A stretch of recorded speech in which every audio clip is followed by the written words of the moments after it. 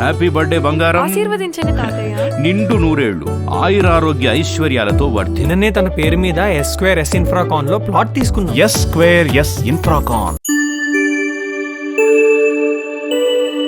కొత్త ప్రభుత్వం ఏర్పడిన తర్వాత కూటమి నాయకుడిగా ఆంధ్రప్రదేశ్ రాష్ట్ర నూతన ముఖ్యమంత్రిగా శ్రీ నారా చంద్రబాబు నాయుడు గారు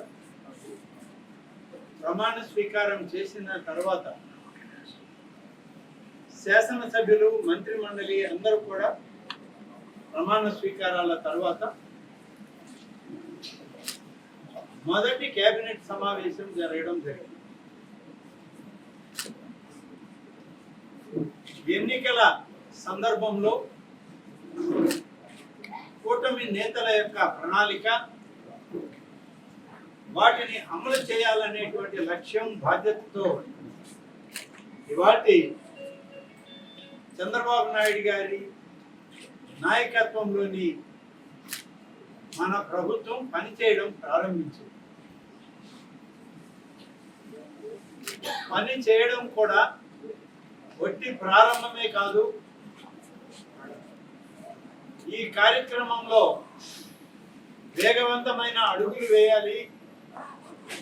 వేగవంతంగా ఏవైతే కార్యక్రమాలు మనం ప్రజల ముందు పెట్టామో, ప్రజలు మనల్ని ఆమోదించి మనకి ఈ అవకాశం ఇచ్చారో వాళ్ళ ఆశల్ని నెరవేర్చడం, ఆ ఆశలకు అనుగుణంగా ఇవాళ నిర్ణయాలు చేసి అమలు చేయాలి అనేది వాళ్ళ మన ప్రభుత్వం యొక్క ఉద్దేశం. అందుకనే తొలి సమావేశంలోనే ముఖ్యమంత్రి గారు, చంద్రబాబు నాయుడు గారు నాయకత్వంలో జరిగిన సమావేశంలో ఉప ముఖ్యమంత్రి గారుగా జనసేన నాయకులు శ్రీ పవన్ కళ్యాణ్ గారు, అనేక శాఖల మంత్రివర్గ సహచరులు కలిసి ముఖ్యమంత్రి గారి ఆలోచనకి మద్దతు పలకడం జరిగింది. ప్రధానంగా 65 లక్షల పేద కుటుంబాలకు మేలు కలిగేలా, మంచి జరిగేలా,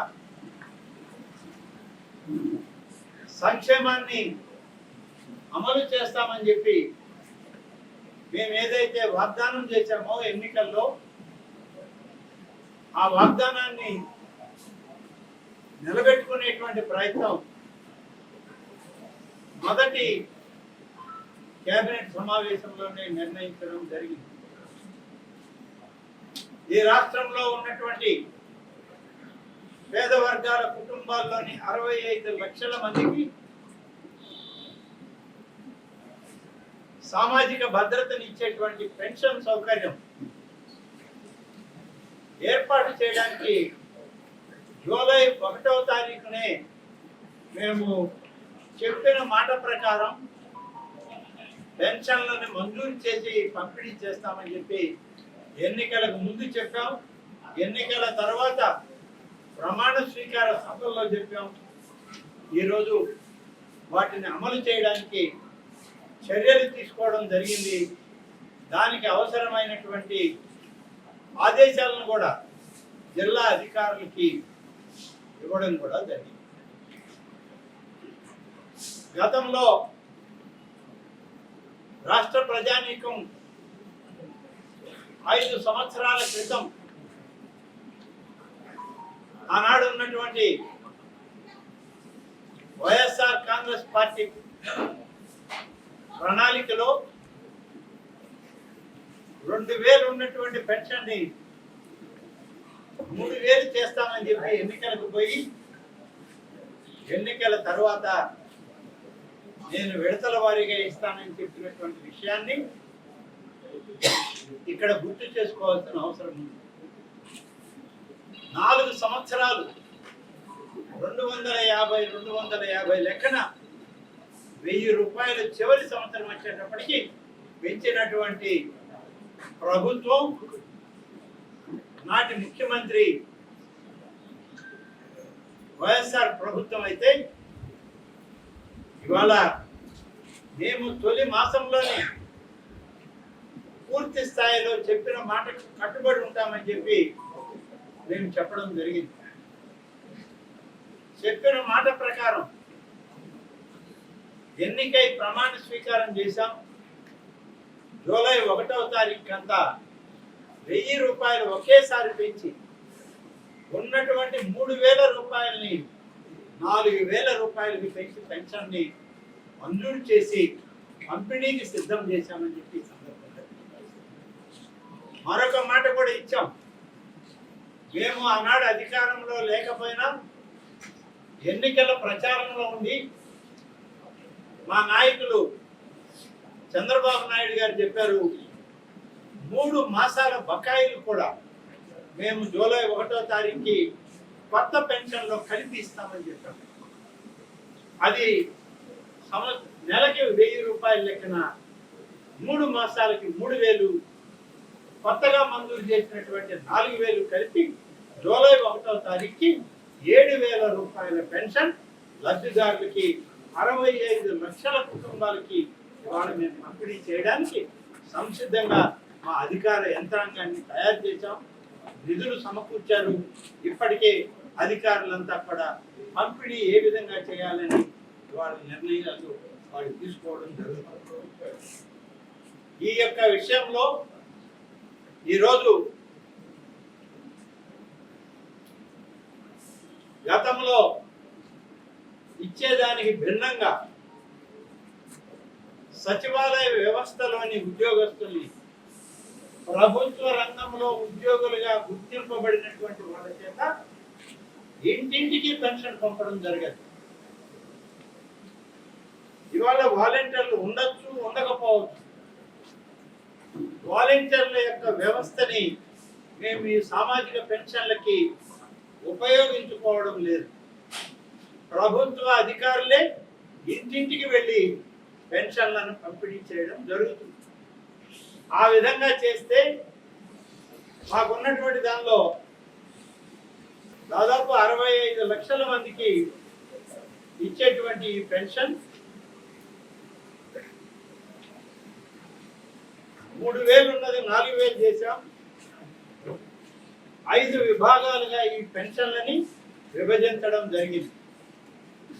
ఒకటేమో మొదటి దానిలో 3000 నుంచి 4000 రూపాయలు చేసేటువంటి ఈ పెన్షన్ 12 రకాల పెన్షన్దారులకి, లబ్ధిదారులకి పంపిణీ చేయడం జరుగుతుంది.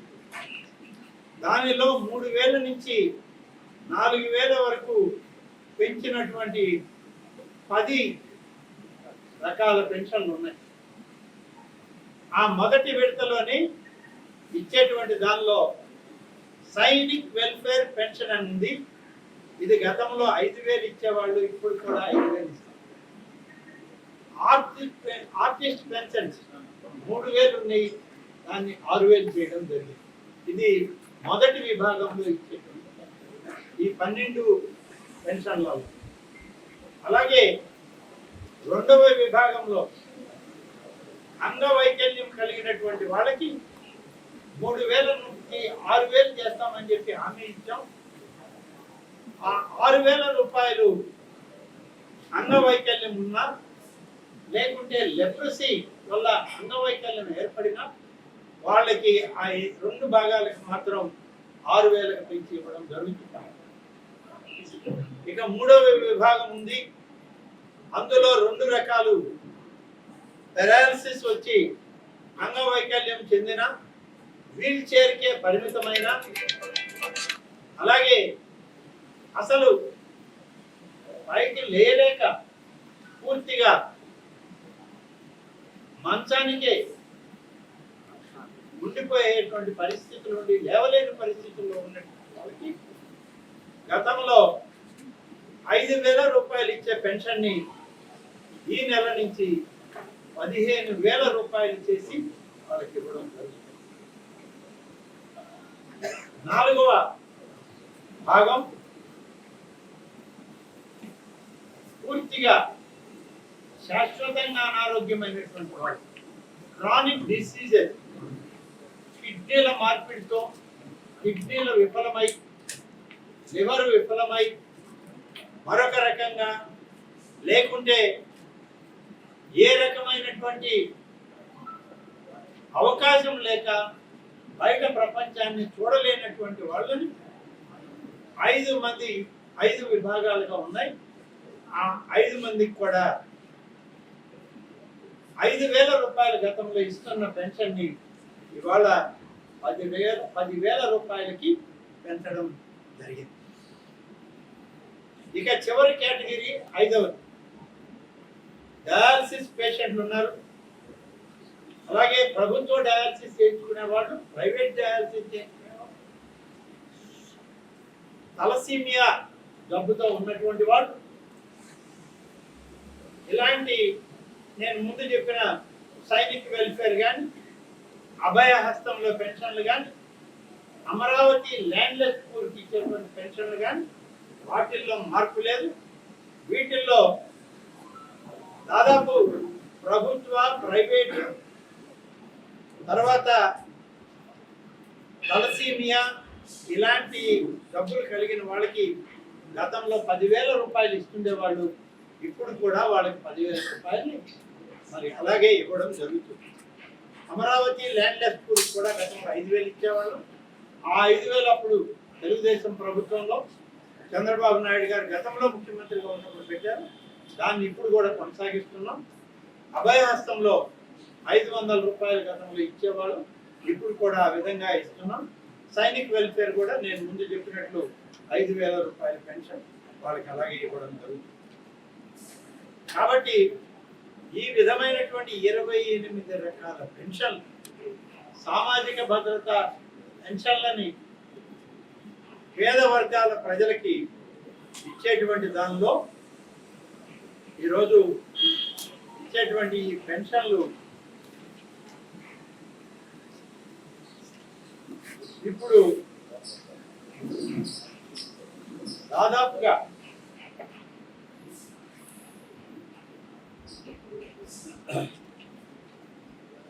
నెలకు గతంలో ఇస్తున్నది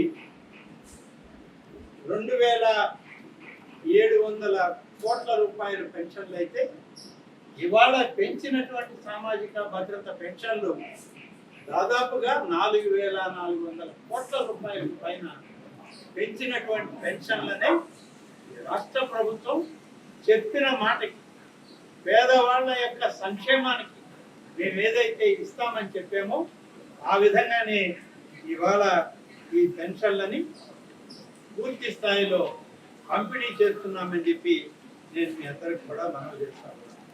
ఈ నిర్ణయం తీసుకోవడం జరిగింది. ఈ నిర్ణయం తీసుకున్న తర్వాత నెల్లూరు జిల్లాకు సంబంధించినంత వరకు 3,19,961 మంది లబ్ధిదారులకి సామాజిక భద్రత పెన్షన్లు ఇస్తూ వస్తే జూన్ 1వ తారీఖు అంటే మొన్న పోయిన 1వ తారీఖు కొత్త ప్రభుత్వం ఏర్పడే సమయానికి రాష్ట్ర ప్రభుత్వం ఇచ్చిన విడుదల చేసినటువంటి పెన్షన్ల మొత్తం 95,75,94,000 రూపాయలు. మళ్ళీ ఒకసారి చెప్తున్నాను మీకు, 3,19,961 మంది లబ్ధిదారులు 95,75,94,500 రూపాయలు మాత్రమే ఈ నెల్లూరు జిల్లాలో పెన్షన్లను పంపిణీ చేశాం. రేపు జూలై 1వ తారీఖుకి నెల్లూరు జిల్లాలో ఇదే సంఖ్యలో ఉన్నటువంటి లబ్ధిదారులకు ఇప్పుడు వచ్చినటువంటి తెలుగుదేశం, భారతీయ జనతా పార్టీ, జనసేన పార్టీల కూటమి నాయకత్వంలోని ప్రభుత్వం, ముఖ్యమంత్రి చంద్రబాబు నాయుడు గారు తీసుకున్న నిర్ణయం మేరకు 218,87,84,000 రూపాయలని ఇవాళ పంపిణీ చేస్తున్నారు. గతంలో 95 కోట్ల రూపాయల 75 లక్షలు అయితే ఇవాళ ఇచ్చేది 218 కోట్ల 78 లక్షల 44 వేల రూపాయలు. ఇంత వ్యత్యాసం 100% దాటినటువంటి ఇంత పెద్ద ఎత్తున సామాజిక భద్రత పెన్షన్లని ఇవాళ మా ప్రభుత్వం ఇవ్వడానికి నిర్ణయించుకుంది. 1వ తారీఖు వచ్చేటప్పటికి ఎన్టీఆర్ భరోసా పెన్షన్ నామకరణం గతంలో ఈ రాష్ట్రంలో తెలుగుదేశం ప్రభుత్వం ఏర్పడ్డప్పుడు ఈ సామాజిక భద్రతా పెన్షన్లకు ఉన్నటువంటి పేరు ఎన్టీఆర్ భరోసా పెన్షన్. కానీ తర్వాత వచ్చినటువంటి వైసీపీ ప్రభుత్వం తెలుగు వాళ్ళకి ఆరాధ్యుడైనటువంటి వ్యక్తి, ఉమ్మడి ఆంధ్రప్రదేశ్కి ముఖ్యమంత్రిగా పనిచేసినటువంటి వ్యక్తి, భారతదేశంలో నేషనల్ ఫ్రంట్ చైర్మన్ గా పనిచేసినటువంటి వ్యక్తి, పెద్దలు కీర్తిశేషులు ఎన్టీ రామారావు గారి పేరుతో ఈ పెన్షన్లను పెడితే మధ్యలో వచ్చినటువంటి జగన్ రెడ్డి ప్రభుత్వం పేరు మార్పు చేసి వైఎస్ఆర్ పెన్షన్లను పెట్టడం జరిగింది. ఇవాళ పెన్షన్లని తిరిగి పూర్వం నామకరణంతోనే ఎన్టీఆర్ భరోసా పెన్షన్లు అనే స్కీమ్ కింద ఇవాళ కోట్లాది రూపాయలు పేదల పక్షాన నిలబడి మా ప్రభుత్వం పనిచేస్తుందని చెప్పి ఇవాళ మీ అందరికి కూడా మనం చేస్తాం. అనేక రకాల చర్యలు ఇప్పటికే తీసుకోవడం జరిగింది. దీనిలో ఒక్క బయోమెట్రికే కాదు, ఒకవేళ కార్మికులుగాను వయసు పైబడినటువంటి వాళ్ళు వేలి ముద్రలు బయోమెట్రిక్ లో రాకపోతే ఐరిష్ టెక్నాలజీతో కన్నరెప్పలతో వాళ్ళని ఐడెంటిఫై చేయమని కూడా చెప్పారు. ఒకవేళ అది కూడా ఇబ్బంది అయితే 2 పద్ధతులు వాడమని, ఇంకా అవసరమైతే దాన్ని ప్రత్యేకంగా స్థానిక అధికారులు గుర్తింపు చేసి వాళ్ళకి పెన్షన్ ఇవ్వాలే తప్ప ఏ ఒక్కరికి పెన్షన్ లేదు, ఇవ్వలేము అని చెప్పే మాట సచివాలయ అధికారులు లబ్ధిదారులకు చెప్పకూడదనే విషయం కూడా వాళ్ళకి ఆదేశాలు ఇవ్వడం జరిగింది. ఇస్తూ ఉన్నటువంటి ప్రభుత్వం రేపు 1వ తారీఖు అంతా ఈ పెన్షన్లని పంపిణీ చేయడం జరుగుతుంది. గతంలో ప్రభుత్వం చెప్పేవాడు వాలంటీర్లు లేనిదే పెన్షన్లు లేవని. ఎన్నికల సమయంలో కూడా చెప్పారు వాలంటీర్లు లేకుండా పెన్షన్లు ఎలా ఇవ్వాలండి, పేదవాళ్ళకి అన్యాయం చేస్తున్నది తెలుగుదేశం ప్రభుత్వం. ఒకసారి ఎన్నికల సమయంలో ప్రభుత్వమే పంపిణీ చేసింది. ఇవాళ మేము పంపిణీ చేసి చూపిస్తాం. వాలంటరీ వ్యవస్థతో సంబంధం లేకుండా ప్రభుత్వ అధికార యంత్రాంగం ఉంది. ఇవాళ మండల అధికారులు ఉన్నారు, ఎంపీడీఓ కార్యాలయాలు ఉన్నాయి, ఎంఆర్ఓ కార్యాలయాలు ఉన్నాయి, అలాగే సచివాలయాలు ఉన్నాయి. వీళ్ళందరూ ప్రభుత్వ నిర్దేశితమైనటువంటి అధికార యంత్రాంగం. ప్రతి ఇంటికి వాడు వెళ్ళి పెన్షన్లు మంజూరు చేసినవి ఇచ్చే తీరాలని కూడా చెప్పడం జరిగింది. కాబట్టి ప్రతి సచివాలయంలో ఇవన్నీ పంపిణీ చేస్తాం. ఇవాళ రాష్ట్రం మన జిల్లాలో 768 సచివాలయాలు ఉన్నాయి. 3,19,961 మంది లబ్ధిదారులు. సెక్రటరేట్స్ అంటే సచివాలయాల్లో ఉన్న అధికారులు 5,884 మంది ఇవాళ డ్యూటీలో ఉన్నారు. ఇంకా ఏమైనా తక్కువ పడితే మండల కార్యాలయం నుంచి, అంటే మండల పరిషత్ కార్యాలయం, మండల రెవెన్యూ కార్యాలయం నుంచి కూడా అధికారులను తీసుకోండి. Senior Panchayat secretaries, village revenue officers కూడా తీసుకొని వాళ్ళకు కూడా ఈ బాధ్యతను అప్పగించి చేయమని చెప్పడం జరిగింది. దాదాపుగా ఒక్కొక్క పెన్షన్ పంపిణీకి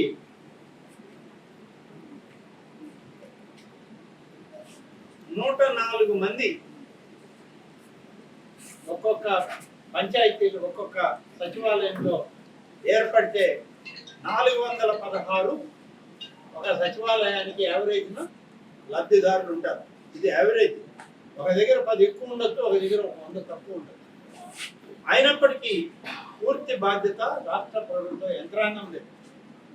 వాళ్ళే డబ్బు డ్రా చేయాలి, వాళ్ళే ఆ డబ్బు తీసుకెళ్ళి లబ్ధిదారుడికి ఉదయం 6 గంటలకు మొదలై తొలి రోజు సాయంత్రం 6 గంటల వరకు వాళ్ళ ఇంటి దగ్గరే పెన్షన్ పంపిణీ చేయాలి. ఎక్కడైనా ఒక 10% ఆగితే పక్క రోజు ఉదయం 6 గంటలకు తీసుకెళ్ళి ఇది వాళ్ళ బాధ్యత కింద చెప్పడం జరిగింది. కాబట్టి ఈ విధంగా అధికారుల్ని ఉపయోగపెట్టి ప్రభుత్వ యంత్రాంగమే ఇంటింటికి వెళ్ళి పెన్షన్లను పంపిణీ చేసే విధానం, ఒక కొత్త విధానాన్ని రూపకల్పన చేసి ఇవాళ మేము జూలై 1వ తారీఖున ఈ పెన్షన్ కార్యక్రమాన్ని మేము మొదలు పెట్టబోతున్నాం. ఇది విజయవంతం అవుతుంది. లబ్ధిదారులందరికీ కూడా మేలు చేసే కార్యక్రమాన్ని మేము ఇవాళ పెద్ద ఎత్తున వేల కోట్ల రూపాయల పంపిణీని అన్ని ప్రాంతాల్లో కూడా చేస్తున్నాం. దీనితో పాటు ప్రధానమైన 4 అంశాలు కూడా మేము చెప్పాల్సిన బాధ్యత మా అందరికీ. ఇప్పటికే కేబినెట్ బ్రీఫింగ్లో మా ఐఎన్పిఆర్ మంత్రి గారు కేబినెట్ బ్రీఫింగ్లో మీడియాకంతా కూడా చెప్పడం జరిగింది. ప్రభుత్వం తీసుకున్నటువంటి విధానపరమైన నిర్ణయాలు, ఎన్నికల ప్రణాళికలో మేము చెప్పినటువంటి దానికి అనుగుణంగా చేసినటువంటి అనేక నిర్ణయాల్లో ఇవాళ భరోసా కల్పించడానికి పేద వర్గాలకి ఎన్టీఆర్ భరోసా కార్యక్రమాన్ని ఇవ్వడం జరిగింది.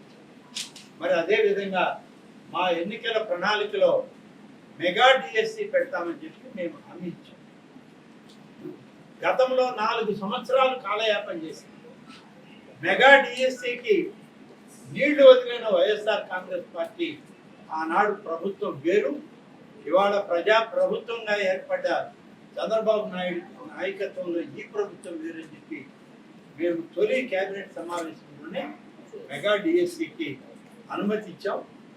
ఈ అనుమతి ఇవ్వడమే కాదు, డిసెంబర్ మాసంలోగా ఈ యొక్క ప్రక్రియ అంతా పూర్తి చేయాలని, పరీక్షా విధానం కానీ పరీక్షలు కూడా సరైనటువంటి విధానంలో అన్ని ఆన్లైన్లో పారదర్శకంగా ప్రశ్నాపత్రం తయారు చేసే దగ్గర నుంచి వాళ్ళ రిజల్ట్ అనౌన్స్ చేసే వరకు ప్రతిదీ అభ్యర్థులకు కూడా తెలిసే విధంగా పారదర్శకంగా ఉండాలి అని చెప్పి ఆదేశాలు ఇచ్చి దాదాపుగా 16,347 పోస్టులకి మెగా డిఎస్సి ఇవాళ అనుమతి ఇవ్వడం జరిగింది.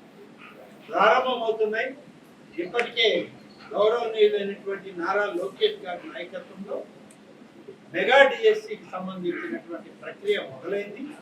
దానికి కావాల్సినటువంటి జీవోలు కూడా విడుదలయ్యాయి. త్వరలోనే మంత్రి గారు అన్ని విధాల ఈ యొక్క కార్యక్రమాన్ని ముందుకు తీసుకెళ్లి మా ప్రణాళికలో భాగంగా ప్రధానమైనటువంటి మెగా డిఎస్సిని అమలు చేయడానికి ఇప్పటికే ఏర్పాటు చేశాం. ఇందులో ఎస్జిటిలుగా 6,371 పోస్టులకి అనుమతి ఇచ్చాం. పిఈటీలకు 132 పోస్టులకి అనుమతులు ఇచ్చాం. స్కూల్ అసిస్టెంట్లకు 7,725 పోస్టులకు అనుమతులు ఇవ్వడం. టీజీటీలకు 1,781 పోస్టులు అనుమతి ఇవ్వడం. పీజీటీలు 286, ప్రిన్సిపల్ పోస్టులు 52 పోస్టులు భర్తీ చేయడానికి ఇప్పటికే అనుమతులు ఇచ్చి మెగా డిఎస్సిలో భాగం చేయడం జరిగింది. ఈ విధంగా 16,347 పూర్తి స్థాయి డిఎస్సి ప్రకటించి దాన్ని అమలుకి చిత్తశుద్ధితో మా ప్రభుత్వం పనిచేస్తుంది. మా మంత్రి గారైనటువంటి నారా లోకేష్ గారి నాయకత్వంలో, వారే విద్యాశాఖ మంత్రి గారు కాబట్టి వారి నాయకత్వంలో ఈ మెగా డిఎస్సిని తప్పనిసరిగా అమలు చేయడమే లక్ష్యంగా మేము పనిచేయడం జరుగుతుంది. మరొకటి, మొన్న జరిగినటువంటి దానిలో ఎన్నికలకు ముందు ఆనాడు ఉన్నటువంటి రైతు వ్యతిరేక ప్రభుత్వంగా ముద్ర వేసుకుని ప్రజా వ్యతిరేక ప్రభుత్వంగా ముద్ర వేసుకున్న వైఎస్ఆర్ ప్రభుత్వం రైతులకి ద్రోహం చేయడానికి, రైతుల యొక్క భవిష్యత్తుని సర్వనాశనం చేసి కాలరాయడానికి తెచ్చినటువంటి ఒక నల్ల చట్టం ల్యాండ్ టైటిలింగ్ యాక్ట్. మేము ఎన్నికల సందర్భంలో కూడా ప్రజల ముందు పెట్టాం. ఇటువంటి నల్ల చట్టాన్ని ఆమోదిస్తే మీ భవిష్యత్తే ప్రశాంతమవుతుంది, మీ కుటుంబాలు రైతాంగంగా నష్టపోతారు, భవిష్యత్తులో మీ బిడ్డలకు మీరు ఇచ్చేటువంటి వారసత్వంలో మీ యొక్క ఆస్తిపాస్తులకి జవాబుదారీ లేదు అని చెప్పి ఎన్నికల ప్రచారంలో కూడా చెప్పాం. ఎన్నికల ప్రణాళికలో కూడా మేము అనేక సందర్భాలు, అనేక సభల్లో మా నాయకులైనటువంటి చంద్రబాబు నాయుడు గారు కానీ, పవన్ కళ్యాణ్ గారు కానీ, అలాగే భారతీయ జనతా పార్టీ నాయకులు కానీ, మేము అందరం కూడా పదే పదే చెప్పడం జరిగింది. దీనివల్ల జరిగే నష్టాల్ని మళ్ళీ కేబినెట్ సమావేశంలో పూర్తి స్థాయిలో దాన్ని చర్చించిన మీదట ఈ నల్ల చట్టమైనటువంటి ల్యాండ్ టైటిలింగ్ యాక్ట్ పూర్తిగా రద్దు చేయడానికి మా ప్రభుత్వం కట్టుబడి ఉంది అని చెప్పి మేము నిర్ణయం చేశాం. దానికి తగ్గట్టుగా దానికి సంబంధించినటువంటి బిల్ ప్రిపేర్ చేయమని చీఫ్ సెక్రటరీ గారికి, రెవెన్యూ సెక్రటరీ గారికి ఆదేశాలు ఇచ్చారు.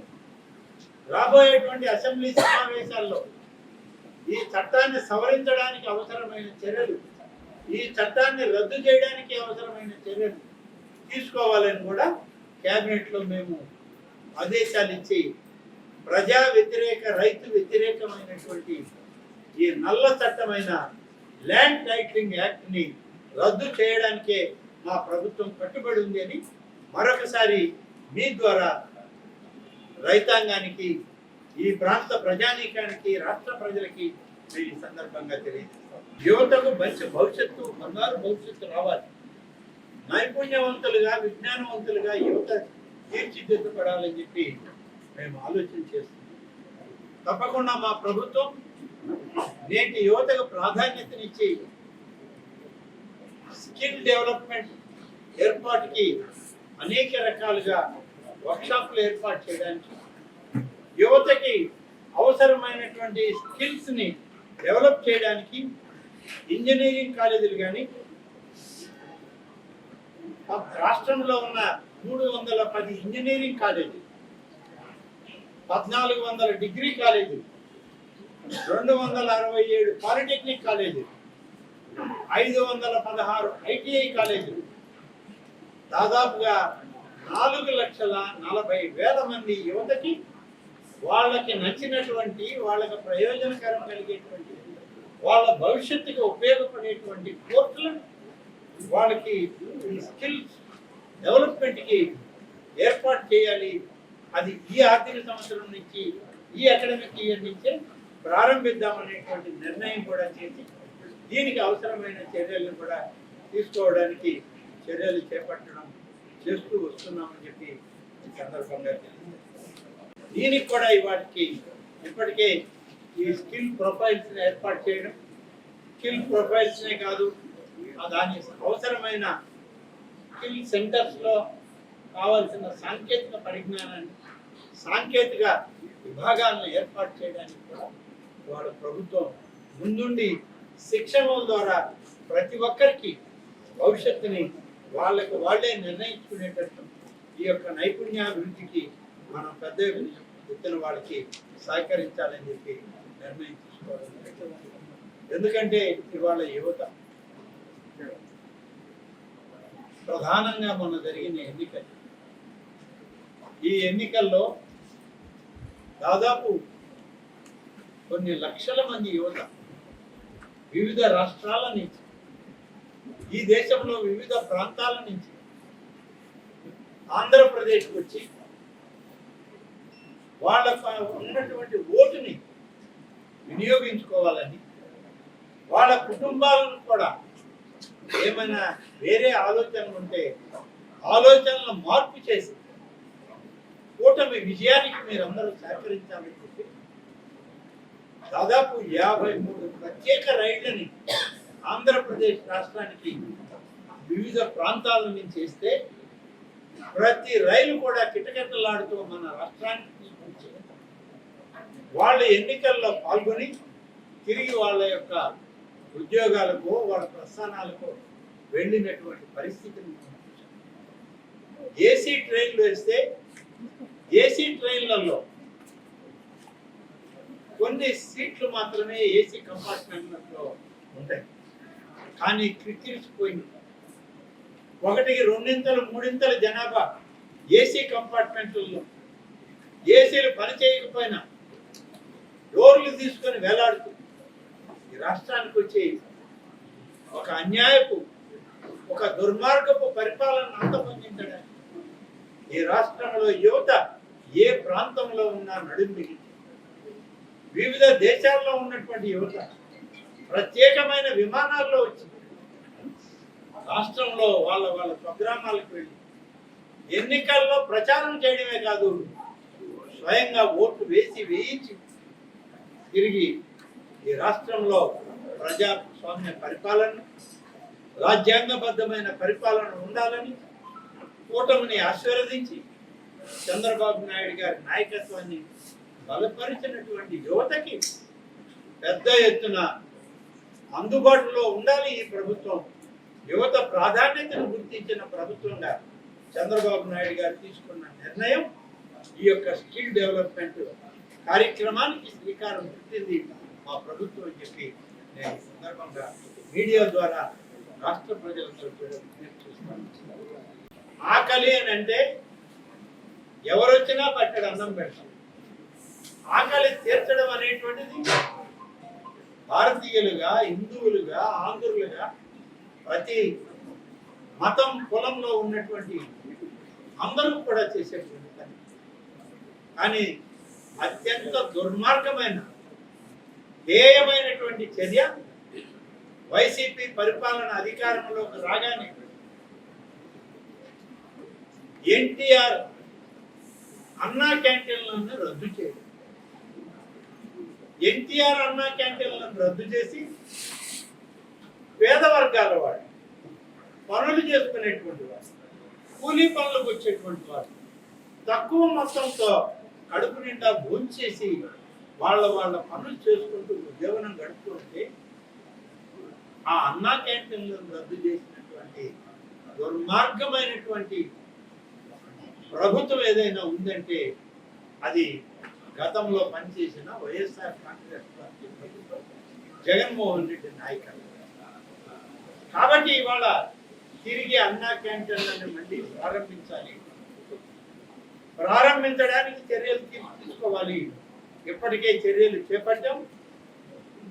గతంలో అక్షయ పాత్ర ద్వారా ఈ అన్నా క్యాంటీన్లకి అవసరమైన ఆహార పదార్థాలను పరిశుభ్రమైన వాతావరణంలో తీసుకొచ్చి వాళ్ళకి తక్కువ ధరకే కడుపు నింపే కార్యక్రమాన్ని గతంలో ఏ విధంగా చేశామో ఇప్పుడు కూడా అన్నా క్యాంటీన్లన్నింటినీ రీఓపెన్ చేయాలని, దానికి అవసరమైనటువంటి 5 సంవత్సరాలు వాటిని మూసేసినటువంటి గత ప్రభుత్వాలకి విరుద్ధంగా ఈ యొక్క 188 అన్నా క్యాంటీన్ల ఫస్ట్ ఫేజ్ లో ఉన్నాయి. ఆ ఫస్ట్ ఫేజ్ లో ఉన్న 188 అన్నా క్యాంటీన్లను పూర్తి స్థాయిలో పునర్నిర్మాణం చేసి అన్నా క్యాంటీన్లని మళ్ళీ పునరుద్ధరించాలి అని చెప్పి దానికి త్వరలోనే అన్ని ఏర్పాట్లు చేసుకోవాలని అక్షయ పాత్ర సంస్థని కోరాం. అలాగే అర్బన్ డెవలప్మెంట్ లో ఉన్నటువంటి మున్సిపల్ అధికారులకి మున్సిపల్ మినిస్టర్ నారాయణ గారు కూడా ఇప్పటికే ఆదేశాలు ఇచ్చారు. ఆ యొక్క అన్నా క్యాంటీన్లన్నీ పునర్నిర్మాణం పునరుద్ధరణ జరుగుతుంది. 188 అన్నా క్యాంటీన్లు, ఎన్టీఆర్ అన్నా క్యాంటీన్లు వెంటనే మొదలు పెట్టడానికి చర్యలు తీసుకుంటున్నాం.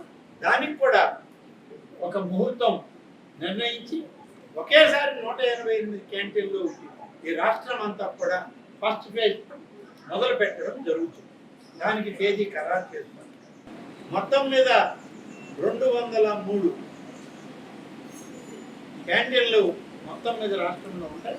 ఇవాళ 183 క్యాంటీన్లు మొదలైతే మరొక 20 క్యాంటీన్లు కూడా ఆయా సెంటర్లను గుర్తించి కొత్త అన్నా క్యాంటీన్ అవసరమైన దానికి నిర్మాణాలు జరగాల్సి ఉంది.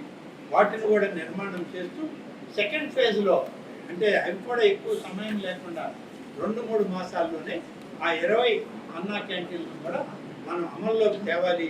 పేదవాళ్ళకు బట్టి అన్నం పెట్టేటువంటి కార్యక్రమాన్ని చేయాలి అని చెప్పి నిర్ణయం తీసుకోవడం జరిగింది. అలాగే యువతకు పెద్దపీట వేసేటువంటి కార్యక్రమాల మీద కేబినెట్ నిర్ణయాలు నిర్ణయించి వాటిని ఇప్పటికే మీడియా ద్వారా చెప్పడం జరుగుతుంది. దీనిలో మరొక విషయం కూడా చెప్పాలి. ఈ రాష్ట్రంలో ఉభయ తెలుగు రాష్ట్రాల్లో ఉమ్మడి ఆంధ్రప్రదేశ్ ఉన్నప్పుడు నూతన మెడికల్ కాలేజీలు ఏర్పాటు చేయాలని స్వర్గీయ ఎన్టీ రామారావు గారు ముఖ్యమంత్రిగా ఉండగా కొత్త మెడికల్ కాలేజీలను ఏర్పాటు చేసి మెడికల్ కాలేజీలన్నీ రెగ్యులర్ యూనివర్సిటీ కాకుండా ఒక ప్రత్యేక యూనివర్సిటీలో అనుసంధానం అయితే కేంద్ర ప్రభుత్వం మెడికల్ కౌన్సిల్ ఆఫ్ ఇండియా కానీ ఏపీ మెడికల్ కౌన్సిల్ కానీ ఈ మెడికల్ కాలేజెస్కి ఒక నిబద్ధత నిర్దేశితమైన ఆదేశాలు ఇవ్వడానికి బాగుంటుంది. ఆనాడు ఎన్టీ రామారావు గారు ఒక యూనివర్సిటీని ప్రారంభించడం జరిగింది. అదే Andhra Pradesh medical university, medical and health university ప్రారంభించారు. తర్వాత వారు మరణించిన తర్వాత వారి హయాంలో వారి నిర్ణయం మేరకు ముఖ్యమంత్రిగా ఆయన చేసినటువంటి ఒక గొప్ప నిర్ణయం అమలుకు వచ్చింది. కాబట్టి వారి తదనంతరం ఆ మెడికల్ యూనివర్సిటీకి అంతటి గొప్ప ఆలోచన చేసిన వ్యక్తికి మనం గౌరవం ఇవ్వాలని చెప్పి ఎన్టీఆర్ హెల్త్ యూనివర్సిటీ అని దాన్ని నామకరణం చేసి ప్రభుత్వంలో దానికి జీవో ఇచ్చి శాసనసభలో దాన్ని చట్టం చేసి పేరు పెట్టడం జరిగింది. తర్వాత ఆయన డాక్టరేట్ వచ్చింది. ఎన్టీఆర్ హెల్త్ యూనివర్సిటీయే కాదు, డాక్టర్ ఎన్టీఆర్ హెల్త్ యూనివర్సిటీ అని కూడా మళ్ళీ చట్టాన్ని అమెండ్ చేసి పెట్టడం జరిగింది. ఈ ప్రక్రియలో ఆ తర్వాత కాంగ్రెస్ ప్రభుత్వం కూడా వచ్చింది. రాజశేఖర రెడ్డి గారి ప్రభుత్వం అధికారంలోకి వచ్చింది. రోసయ్య గారి ప్రభుత్వం వచ్చింది. కిరణ్ కుమార్ రెడ్డి గారి ప్రభుత్వం వచ్చింది. కాంగ్రెస్ ఎన్ని ప్రభుత్వాల్లో కూడా ఎన్టీఆర్ హెల్త్ యూనివర్సిటీ అన్నామే తప్ప పేరు మార్చేటువంటి ప్రయత్నం ఆనాడు ఉమ్మడి రాష్ట్రంలో దురదృష్టం ఏంటంటే అంతటి మహానుభావుడి యొక్క పేరు ఈ రాష్ట్రంలో తొలగించాలని చెప్పి గడిచిన 5 సంవత్సరాలు పరిపాలన చేసిన జగన్మోహన్ రెడ్డి నాయకత్వంలోని వైఎస్ఆర్ కాంగ్రెస్ పార్టీ ప్రభుత్వం డాక్టర్ ఎన్టీఆర్ అనే పేరు తొలగించి డాక్టర్ వైఎస్ఆర్ హెల్త్ యూనివర్సిటీ అని పెట్టింది. చట్టాన్ని కూడా మార్చారు. ఇది అవసరమా? ఇది సమంజసమా? రాష్ట్ర ప్రజానీకం ఆమోదించిందా? ఇటువంటి కార్యక్రమాలకైనా మీకు అధికారం ఇచ్చింది? మరి ఇంత దుర్మార్గపు ఆలోచన, ఇంతటి కుతంత్రాలతో కలిగిన ఆలోచన కలిగినటువంటి మీ ప్రభుత్వానికి సరైన గుణపాఠం ఇవాళ ప్రజలు తీర్పించారు. అందుకనే ఇవాళ మేము ఆలోచన చేసి మొట్టమొదట ఏ నామకరణం అయితే చేశామో ఆ యూనివర్సిటీకి తిరిగి అదే నామకరణం ఉండాలని చెప్పి డాక్టర్ ఎన్టీఆర్ హెల్త్ యూనివర్సిటీని తిరిగి మేము అదే విధంగా ఏర్పాటు చేయడానికి నిర్ణయించుకున్నాం. ఆ నిర్ణయాన్ని మేము అమలు చేయడానికి ప్రభుత్వానికి అధికార యంత్రాంగానికి ఇవ్వడం కూడా జరిగింది. దీంట్లో ఒక సమస్య కూడా వచ్చింది. సమస్యను కూడా లెక్కలేయదు. ఆల్ ఇండియా మెడికల్ కౌన్సిల్ వాళ్ళ దగ్గర ఉన్నటువంటి గెజిట్లో ఎన్టీఆర్ హెల్త్ యూనివర్సిటీ ఉంది, కానీ ఇక్కడ వైఎస్ఆర్ హెల్త్ యూనివర్సిటీ పేరుతో వాళ్ళకి సర్టిఫికేట్లు ఇస్తామంటది గత 5 సంవత్సరాలు వైఎస్ఆర్సీపీ ప్రభుత్వం. ఇక్కడ నుంచి విదేశాలకు వెళ్ళేటువంటి విద్యార్థులు, ఇక్కడ నుంచి ఇతర యూనివర్సిటీలకి పై చదువులకు వెళ్ళేటువంటి మెడిసిన్ పాస్ అయిన విద్యార్థులకి వాళ్ళకేమో మా దగ్గర ఉన్న రికార్డు ఎన్టీఆర్ హెల్త్ యూనివర్సిటీ, మీరు తెచ్చిన సర్టిఫికేట్ ఏమో వైఎస్ఆర్ హెల్త్ యూనివర్సిటీ. మాకు ఎక్కడ పొందడం కుదరడం లేదు, మీ సర్టిఫికేట్లు మేము లెక్క చేయం, మీకు అసలు ఈ సర్టిఫికేట్లకు విలువ లేదు, తిరిగిపోండి అని చెప్పి మెడికల్ కాలేజెస్లో డిగ్రీ తీసుకున్నటువంటి అనేక వేల మంది విదేశాలకు పోయి తిరిగి వచ్చారు, ఇతర రాష్ట్రాలకు పీజీ కోర్సులకు వెళ్ళి తిరిగి వచ్చారు. ఇంతటి ఇబ్బంది పడుతున్నటువంటి ఆ విద్యార్థుల గోడు కూడా పట్టించుకుంటుంది. గత ప్రభుత్వంలో ఇంతటి అకృత్యాలకు పాల్పడింది. అందుకని ఇవాళ మెడికల్ కౌన్సిల్ సూచనలు, కేంద్ర రాష్ట్ర ప్రభుత్వాల యొక్క సూచనలు అన్నింటినీ గమనంలోకి తీసుకొని అర్థం చేసుకున్నటువంటి ప్రభుత్వంగా మెడికల్ విద్యార్థుల యొక్క భవిష్యత్తుకి బంగారు బాట వేయాలి అనేటువంటి ఆలోచనతో ఇవాళ రాష్ట్ర ముఖ్యమంత్రిగా నారా చంద్రబాబు నాయుడు గారు తీసుకున్న నిర్ణయం డాక్టర్ ఎన్టీఆర్ హెల్త్ యూనివర్సిటీ అని చెప్పి దాన్ని మార్పు చేసి దాన్ని అమల్లోకి తీసుకురావడానికి మేము అన్ని చర్యలు తీసుకోవడం జరిగిందని చెప్పి ఈ సందర్భంగా ఇలా అనేక రకాల చర్యలు, ప్రజాహితమైన చర్యలు, ప్రజలకు మేలు కలగాలి, ప్రజాస్వామ్య వ్యవస్థలో అల్టిమేట్గా దీనికి ఎవరు బాధ్యులు అంటే ప్రభుత్వాన్ని ఏర్పాటు చేసేదే రాష్ట్ర ప్రజలు. భవిష్యత్తు ఏ కార్యం చేసినా ప్రజల యొక్క మంచి కార్యక్రమం ఉండాలి. ప్రజా భవిష్యత్తుకి వాళ్ళకి మేలు జరిగేదిగా ఉండాలి. ప్రజాస్వామ్య విలువలు కాపాడాలని ఈ నిర్ణయాలు చేశాం. ప్రాజెక్టులు తెచ్చేది ఒకరు, కట్టేది వేరొకరు, ప్రజలకు అంకితం చేసింది ఒకరు, పూర్తి స్థాయిలో దాన్ని నిర్మాణం చేసిన ప్రభుత్వాలు వేరు, నామకరణాలు పెట్టుకున్నటువంటి ప్రభుత్వాలు. వీటన్నిటినీ కూడా పునఃపరిశీలన చేయాలి. చేసిన తర్వాత ప్రభుత్వ నిర్ణయం, ముఖ్యమంత్రి గారి ఆలోచన మేరకు నెల్లూరు జిల్లాలోనే కాదు కడప జిల్లాలో కూడా ఇలాంటివి అనేకం ఉన్నాయి, తిరుపతి జిల్లాలో కూడా. వీటన్నిటినీ కూడా మళ్ళీ ఒకసారి పూర్తిగా పరిశీలన చేసి పరీక్షించిన తరువాత ప్రభుత్వ నిర్ణయాలు ఏ విధంగా ఉంటాయో ముఖ్యమంత్రి గారి ఆధ్వర్యంలో ఆలోచన చేసి దాని వివరణ మళ్ళీ చెప్పండి. 151 స్థానాలు నాకు ఇచ్చారు ప్రజలని, కానీ ఏనాడు కూడా శాసనసభకి తెరలు వలలు లేకుండా శాసనసభకు వచ్చిందే తక్కువ. కనీసం 60 రోజులు శాసనసభ జరుగుతుందేమో అని చెప్పి అందరూ ఆశిస్తే చివరికి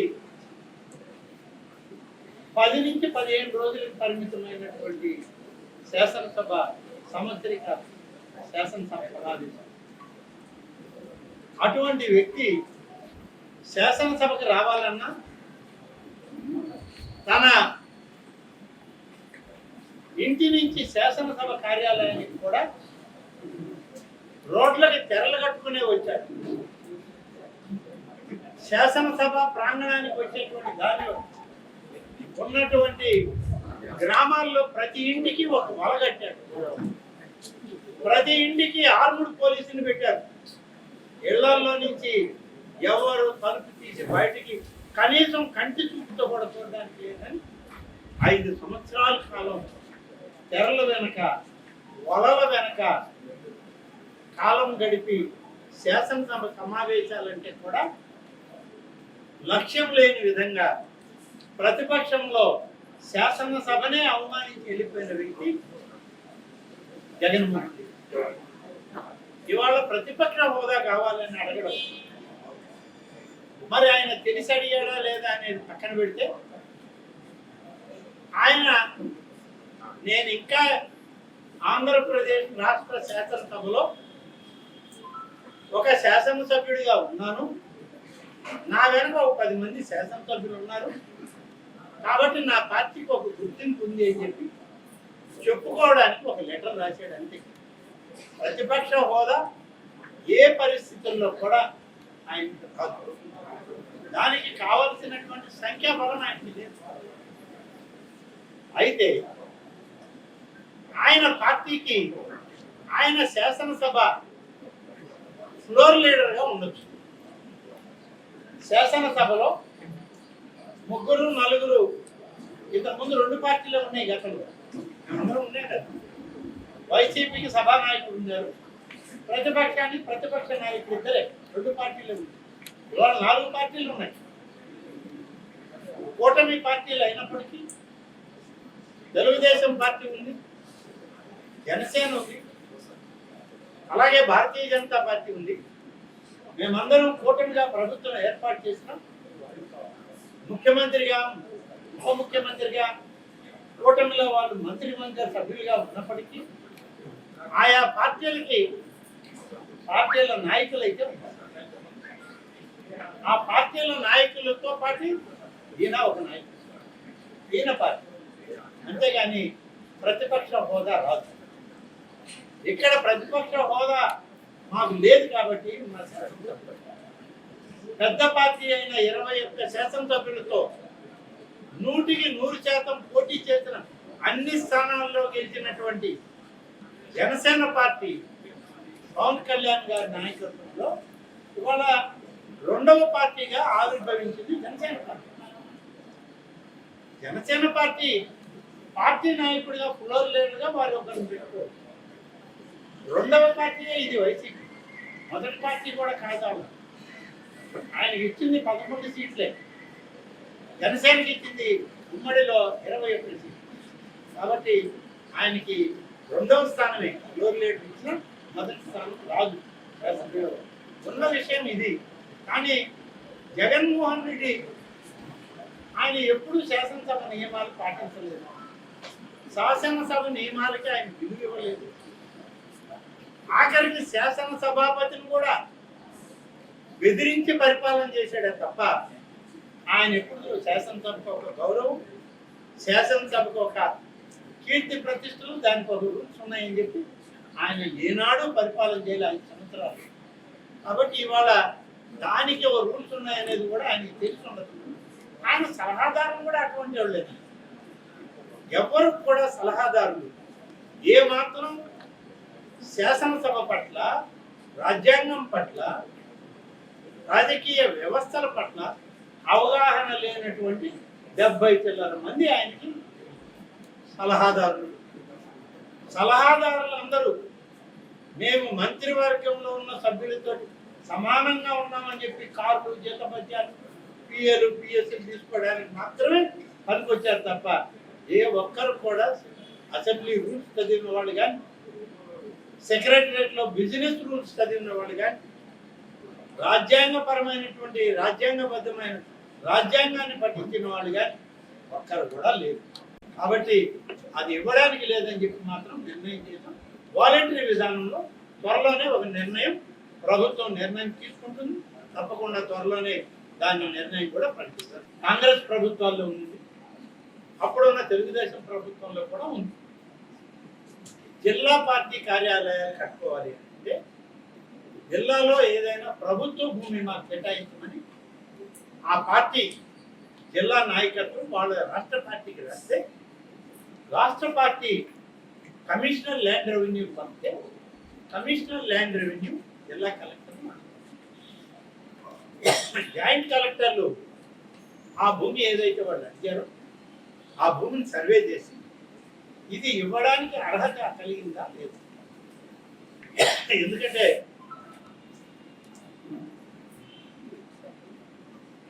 అనేక కేటగిరీస్ ల్యాండ్స్ ఉన్నాయి.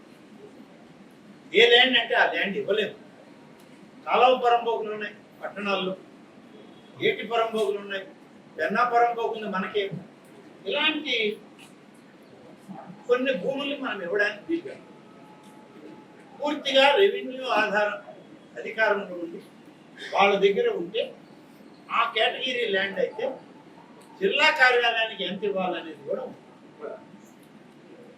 ఆ భూమి కానీ సక్రమమైన రీతిలో ఉంటే ఆ భూమిని ఇవ్వడానికి దానికి వాల్యూ కట్టాలి. వాల్యూ కట్టడానికి జిల్లా కలెక్టర్ ఇక్కడ వాల్యూ వేస్తాడు. మార్కెట్ వాల్యూ ఎంత ఉంది, ప్రభుత్వ వాల్యూ ఎంత ఉంది, రిజిస్టర్డ్ వాల్యూ ఎంత ఉంది, ఇవన్నీ కేటగరైజ్ చేసి ఆయన సిసిఎల్ఏకి పంపితే సిసిఎల్ఏ రెవెన్యూ ప్రిన్సిపల్ సెక్రటరీకి వస్తే అక్కడ నుంచి ఆ వాల్యుయేషన్ ఆధారంగా క్యాబినెట్కి రావాలి. క్యాబినెట్ ఆమోదించాలి. ఆ వాల్యూని ఎక్కించడమా తగ్గించడమా, వీళ్ళు ఏమైనా కింద వాళ్ళు పొరపాటు చేశారా, ఏ పార్టీకైనా ఈవెన్ అధికార పార్టీకి కూడా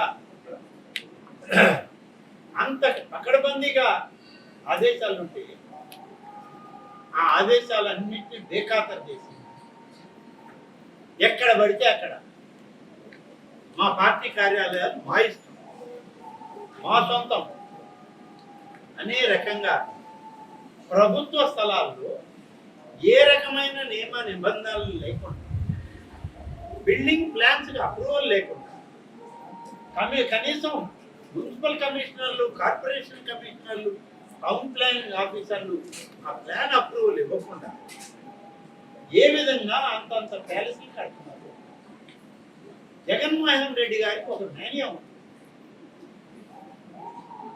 ఎక్కడ తనున్నా గంట సేపు ఉన్నా సరే అక్కడ ఒక ప్యాలెస్ నిర్మాణం చేసుకోవడం అనేది ఆయన ప్రవృత్తి. ఇది బహుశా జనాభాలో ఇవాళ 6 కోట్ల చిల్లర మంది మన రాష్ట్రంలో అందరికీ ఉంటుంది అనుకోండి. ఇటువంటి మానసిక ప్రవృత్తి ఒక్క జగన్మోహన్ రెడ్డికే ఉంటుంది, ఇంకెవరికి లేదు. ప్యాలెస్లు ఎన్ని కట్టుకుంటారండి? ఒకవేళ సుమారు ఆయన ఇల్లు పెద్ద ఇల్లు కట్టుకున్నాం, మాగుంట లేకపోతే ఇది ఇది పెద్ద ఇల్లు అనుకుంటాం. ఇంకొక 4 ఏళ్ల తర్వాత దీనికన్నా ఇది ఒక పెద్ద ఇల్లు అయ్యా అటువంటి వదిలేసి అలహంకా దగ్గర ఒక ప్యాలెస్ 27 ఎకరాలు, నేను మీరే రాశారు, 27 ఎకరాల్లో ప్యాలెస్, లోటస్ పాండ్లో ప్యాలెస్, ఇడుపులపాయలో ప్యాలెస్, పులివెందల్లో ప్యాలెస్, కడపలో ప్యాలెస్, తాడేపల్లిలో ప్యాలెస్, ప్రభుత్వం రంగంలో కట్టేటువంటి ప్రభుత్వ టూరిజం డిపార్ట్మెంట్లో భవనాలను కూర్చి కూడా సముద్రం ఎదురకుండా నిద్రలేస్తే నాకు సముద్రం కనపడాలని అక్కడ కూడా ప్యాలెస్. ఆ ప్యాలెస్ దేనికో తెలియదు, ఇప్పటికీ తెలియదు. ఆయన ఎందుకు పెట్టాడో తెలియదు. 500 కోట్ల రూపాయలు దేనికి ఖర్చు పెట్టాడో తెలియదు. 28 తన సొంత ప్యాలెస్లు నిర్మాణం చేసుకుంటున్నాడు ఈ రాష్ట్రంలో పలు జిల్లాల్లో పలు ప్రాంతాల్లో. అంటే ఎవరు నీకు పర్మిషన్? నువ్వు ముఖ్యమంత్రిగా నువ్వే ఇచ్చుకున్నావా పర్మిషన్? నీ ప్యాలెస్లకి నువ్వు ఇచ్చావా పర్మిషన్ చెప్పు. ఎవరో నీ మంత్రులు ఇవ్వాలా? అధికారులను పక్కన పెట్టి 28 ప్యాలెస్లు నావి, నేను ముఖ్యమంత్రి ఒక బ్లాంకెట్ ఆర్డర్ ఇచ్చానని చెప్పి చెప్పగలవా? ఆ స్థలాలు నీవే అని చెప్పి సర్టిఫికేట్ ఉందా? ఏమీ లేదు. నువ్వు ఇలా డబ్బు ఉందనేటువంటి అహం, ప్రజాధనాన్ని దోచుకున్నామనేటువంటి ఒక అహంకార పూరిత ధోరణితో తను ఎక్కడికి వెళ్ళినా అక్కడ ఒక ప్యాలెస్ ఉండాలని 24 జిల్లాల్లో 28 ప్యాలెస్లు కట్టాలి. 28 ప్యాలెస్లు పార్టీ కార్యాలయాలు అంటారా? ఏమయ్యా మీరు చెప్పండి. నేను మీడియా సోదరులను అడుగుతున్నాను, తెలుగుదేశం పార్టీకి ఎన్ని కార్యాలయాలు ఉన్నాయి ఈ రాష్ట్రంలో? ఎన్ని జిల్లాల్లో అసలు జిల్లా కార్యాలయాలు ఉన్నాయి? కాంగ్రెస్ పార్టీకి ఎన్ని జిల్లా కార్యాలయాలు ఉన్నాయి చెప్పండి. నెల్లూరు జిల్లాలో ఉన్న కాంగ్రెస్ పార్టీ కార్యాలయం, జాతీయ పార్టీ అనేక దశాబ్దాలు కేంద్రంలో రాష్ట్రంలో ఉమ్మడి రాష్ట్రాన్ని పరిపాలించింది. సొంత స్థలం అది. గతంలో ఎప్పుడో 50-60 ఏళ్ల క్రితం మున్సిపాలిటీ వాళ్ళకి డబ్బు కట్టి తీసుకున్న స్థలం. ఆ స్థలం ఇవాళ తెలుగుదేశం పార్టీ సొంత స్థలం, సొంత నిధులతో కట్టుకొని ప్లాన్ అప్రూవల్ చేసుకుని కట్టిన పార్టీ ప్లాన్ ఇవాళ ఎక్కడ పెట్టినా ఉన్నాయి. ప్రభుత్వ నిబంధనల మేరకు చేశాను తప్ప ప్యాలెస్లు ఇప్పుడు మాకంతా ప్యాలెస్లో ఉండే అవసరం లేదు, మాకు అవకాశం కూడా లేదు, మేము ఆలోచన కూడా చేయలేము. చంద్రబాబు నాయుడు గారు వస్తే పార్టీ ఆఫీసులో చాలా కాలం ఆయన రాత్రులు అక్కడ కూర్చున్నారు. తర్వాత ఎక్కడైనా బాడుకు కళ్యాణ మండపాలు తీసుకొని భద్రత కోసం ఒక దగ్గర ఆ సెక్యూరిటీ కోసం ఏర్పాటు చేశారు. అంతే తప్ప ప్యాలెస్లో ఉండే ఆలోచన ఆయనకి లేదు. ఇవాటికి కృష్ణా గట్టు మీద ఉన్నటువంటి చిన్న ఇంట్లో ఉంటుంది. అది కూడా మీరు తప్పు పెట్టారు. అధికారంలో ఉన్న రోజులు వేధించుకు తిన్నారు. ఇవాళ 28 ప్యాలెస్లు కడుతున్నావా నువ్వు రాష్ట్రంలో? ఎవరికి? నీకేనా? నీ వారసులు ఎవరైనా? ఇవి ఉండేది 2 బిడ్డలు నాకు తెలిసి. పాపం వాళ్ళిద్దరూ లండన్లో ఉన్నారు, ఇక్కడ లేరు. వారికి ఏమైనా భవిష్యత్తులో బిడ్డలుగా పుట్టే వాళ్ళకు కూడా తల ఒక ప్యాలెస్ రాయడానికి ఎందుకు ఈ ప్యాలెస్? ఉదాహరణకి మిమ్మల్ని అడుగుతున్నాను నేను, మీరే చెప్పాలి సీనియర్లు అందరూ. నెల్లూరులో కట్టేటువంటి ప్యాలెస్ ఎక్కడ కడుతున్నారండి? నెల్లూరు పట్టణం నగరం ఎక్కడుంది? జిల్లా కేంద్రం ఎక్కడుంది? నెల్లూరులో పెట్టే కార్యాలయం ప్యాలెస్ ఎక్కడుంది? జనార్దన్ రెడ్డి కాలనీ, వెంకటేశ్వర అంటే పెరుగుద్దా? మామూలుగా పట్టణాలు ఊర్లు ఉత్తరం పెరుగుతాయి అంటారు. పాపం ఉత్తరం ఈయన జిల్లా కేంద్రం కూడా పెరగద్దని ముందే భావించి మా అనిల్ కుమార్ యాదవ్ గారు ఆడ స్థలాన్ని చూసి ఆడ పాపం ఆయన ప్యాలెస్ ఆయన ప్రపోజ్ చేయడం, వీళ్ళు కట్టడం. అసలు పార్టీ పెట్టడానికి కట్టారా? మరే కార్యానికైనా కట్టారా ఆ ప్యాలెస్? అర్థం కాని పరిస్థితుల్లో మీరు అయోమయంలో ఉంటే అదే ఇష్యూ మమ్మల్ని ఎందుకు ఆపుతున్నారు, కడుతున్నారు అని అంటే, మిమ్మల్ని ఆపకి ఏం చేయాలయ్యా? మేము ఆపకపోతే ఈ రాష్ట్ర ప్రజలు ఆపే పరిస్థితుల్లో ఉండదు. మేము ఆపితే కనీసం భద్రత అన్నా ఉంటుంది. మా అధికారులకు పోయి ఒక నోటీస్ అంటించి మీ తలుపులకి సీలన్నా వేసి వస్తాం. మేము వదిలేసామనుకోండి, మీరు పెంచి పోషించిన అరాచక శక్తులు పోయి ఈ మాయను జగన్మోహన్ రెడ్డి మాకు ఇచ్చిపోయాడని వాటిని పూర్తిగా స్వాధీనం చేసుకొని ఏ అరాచక కార్యక్రమాలకు వాడతారు. వాటిని కనీసం మేము వాటికి ప్రొటెక్షన్ అన్న ఇస్తాం. కాబట్టి ఆయన కార్యాలయాలుగా అవి ఒక భూరి భవంతులు, ఆ భవంతులు ఆయన భవిష్యత్తులో ఆయన ఆస్తుల కింద మలుచుకోవడానికి ప్రభుత్వం దగ్గర ఉన్నటువంటి స్థలాలను ఆయన దోచుకున్న ధనంతో నిర్మాణం చేసుకుంటారు. నా సహచార మంత్రి కాదు, ఆయనతోటి పక్కన కూర్చునే భాగ్యం నాకు కలదు. నేను శాసనసభలో ఒక బెంచ్లో ఎమ్మెల్యేల మధ్యలో కూర్చునే భాగ్యమే నాకు ఇచ్చారు. అక్కడే ఉన్నా కాబట్టి ఆయనతో సరిసమానంగా కూర్చునే స్థాయి నాకు లేదా.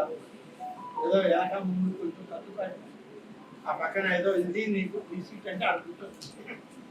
కాబట్టి మీరందరూ గెలిస్తే నేను ఉంటాను, మారిపోతాను అన్న ఆయన ఇవాళ ఆయన ఏం చెప్తాడనేది ఆయన చెప్పాలి. రాజకీయాల్లో సన్యాసం తీసుకుంటామనో, లేకుంటే కాషాయ వస్త్రాలు ధరిస్తామనో, కమండలం తులసిమాల పడతామని చాలా మంది చెప్తా ఉంటారు. అది అన్ని జరగవు, ఏదో తాత్కాలికంగా చెప్తుంటారు. ఆయన రాజకీయాల్లో ఉన్నటువంటి వాడు మేము ఏదైనా చెప్తే మళ్ళా ముందు తరంలో ఎప్పుడైనా మీరు నిలబడ్డామంటే ఆయన ఆ రోజు చెప్తే ఈ రోజు ఎట్టొచ్చాం మళ్ళా అని అంటే ఏదో ఒక దాంట్లో దూరాలు కదా. ఖాళీగా ఎట్లుంటే మాకు పొద్దుపోద్దా, మైండ్ బ్లాక్ అయిపోయి పిచ్చోడిపోతాం. మాకు రాజు ఇప్పుడు నా వరకు ఎత్తుకోండి, మీరందరూ నాకు తెలిసిన వాళ్ళే, నన్ను ప్రేమించేవాళ్ళే, అభిమానించేవాళ్ళే, మా వివేకానంద దగ్గర నుంచి చూసిన వాళ్ళే. మీ అందరికీ ఏమనుకునిస్తుంది, నేను ఓడిపోయాడు ఇంత వెళ్ళిపోతాడు అనుకుంటారు. 5 ఏళ్ళు ఉండడం పెద్ద కష్టం అయ్యా. నేను ఓడిపోయాను, నేను నిజంగా చెప్పాను. 5 ఏళ్ల తర్వాత మళ్ళీ నేను రాజకీయాల్లోకి రాక నాకేం పని జరగలేదు అనుకోండి, నాకు రాజకీయం తప్ప వేరే వ్యాపారం తెలియదు, వ్యాపకం లేదు. నేనేం చేయాలి చెప్పండి?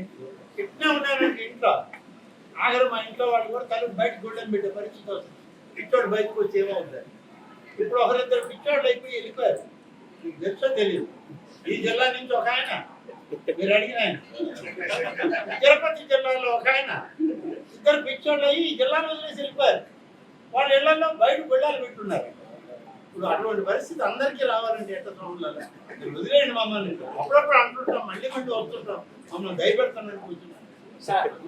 చెప్పాను, ప్రపంచ ప్రఖ్యాతిగాంచినటువంటి ఆ దేవదేవుడు అయినటువంటి శ్రీ వెంకటేశ్వర స్వామి యొక్క ఆలయము, దాని ప్రాధాన్యత, దాని పవిత్రత అన్నీ కూడా వాటికి భంగం కలిగింది.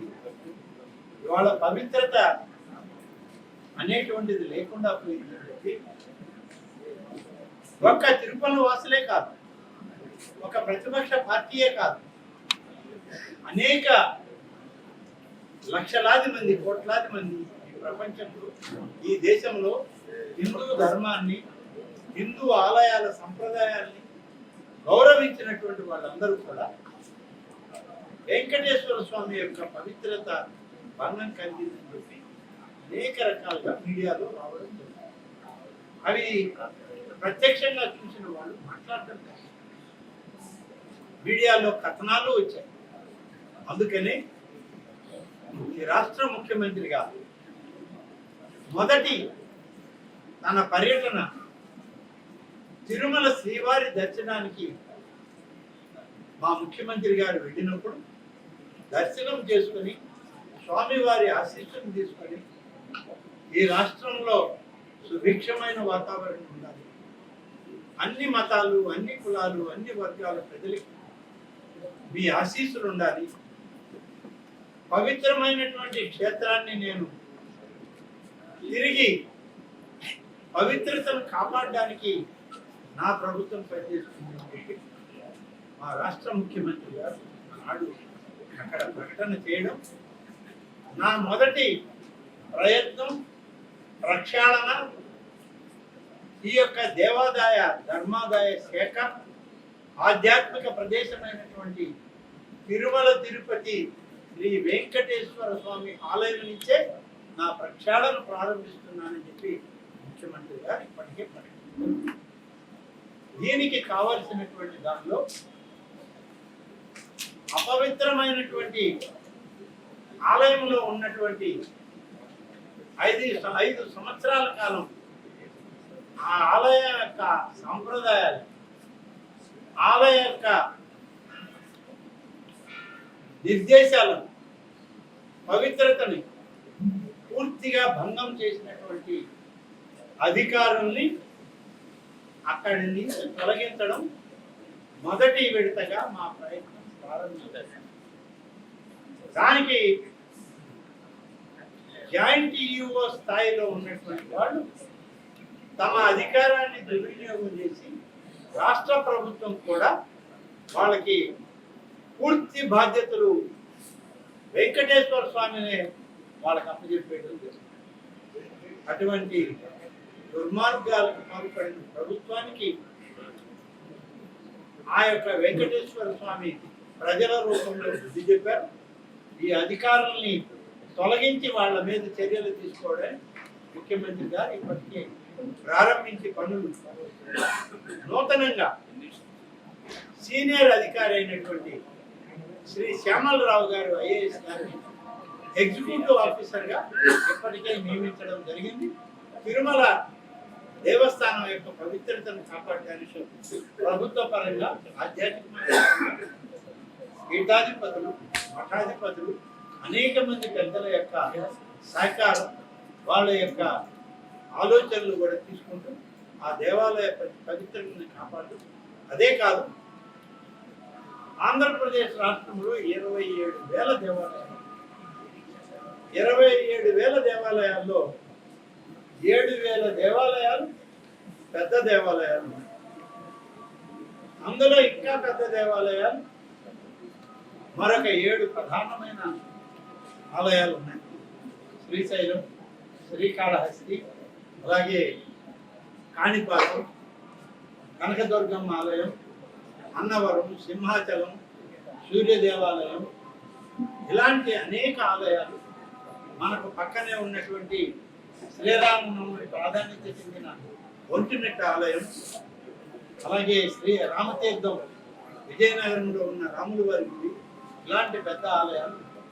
వీటన్నింటినీ కూడా ప్రక్షాళన దిశలో వాటి పవిత్రతను కాపాడు పునర్నిర్మాణం చేయాల్సి వస్తే పునర్నియామకాలని చేయడానికి ఇప్పటికే చర్యలు తీసుకుంటున్నాం. ఉన్న ఆలయ కమిటీలన్నింటినీ కూడా మేము రద్దు చేయలేదు, కానీ ఇప్పటికే చాలా మంది వాళ్ళకి సమయం ఉన్నా మేము పరిపాలనలో చేయలేమని చెప్పి రాజీనామా చేశారు. ఇంకా కొంతమంది రాజీనామాలు చేయాల్సిన అవసరం ఉంది. చేస్తారని కూడా చూస్తున్నాం. వాళ్ళు చేస్తే మంచిది, లేకపోతే చేయాలనేటువంటి ఆదేశం కూడా నా శాఖ నుంచి మేము కూడా ఇవ్వడం జరుగుతుంది.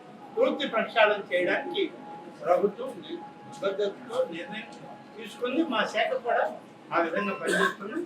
మాకు కూడా ప్రభుత్వంలో ప్రిన్సిపల్ సెక్రటరీ మారారు.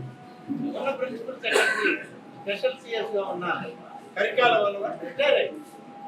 రిటైర్ అయినానికి ఎక్స్టెన్షన్ ఇచ్చారు. వాళ్ళు మేము ఎక్స్టెన్షన్ ఇవ్వలేదు. ఉన్న అధికారులు చాలా మంది వాళ్ళకి పోస్టింగ్లు ఇవ్వాలి కాబట్టి వారిని మేము అడగలేదు. ఆయన రాజీనామా చేసి వెళ్ళారు.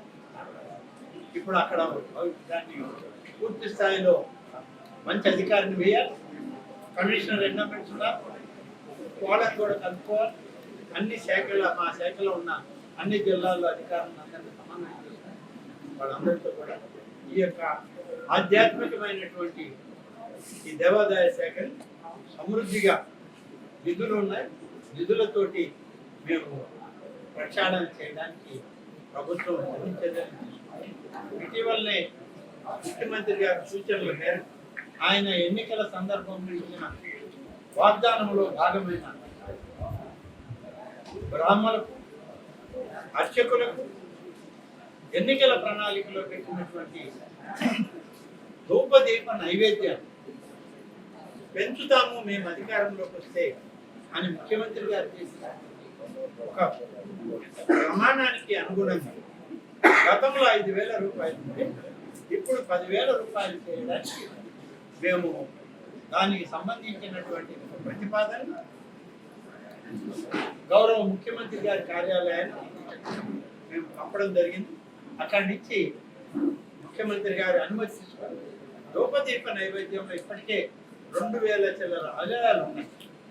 చిన్న చిన్న ఆదాయం 50,000 లోపల ఆదాయం ఉన్న ఆదాయం. వాళ్ళు కనీసం అర్చకులకు కూడా జీతాలు, దీపం వెలిగించడానికి ఒత్తి నూనె కొనడానికి కూడా డబ్బులు.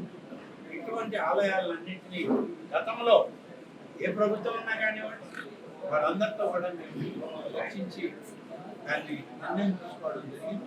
ఇవాళ ఆ ఆలయాలకన్నిటికీ తొలి విడతలో ఉన్న ఇప్పటి వరకు రిజిస్టర్ అయిన వాటికి 5,000 రూపాయల నుంచి 10,000 రూపాయలు చేయడానికి ప్రతిపాదన ముఖ్యమంత్రి గారి కార్యాలయాన్ని పంపి వారి అనుమతి రంగాన్ని తప్పకుండా ఈ యొక్క ధూపదీప నైవేద్యానికి ఇచ్చే 5,000 10,000 తీసుకుని ఇవ్వడానికి దేవాదాయ శాఖ సంసిద్ధంగా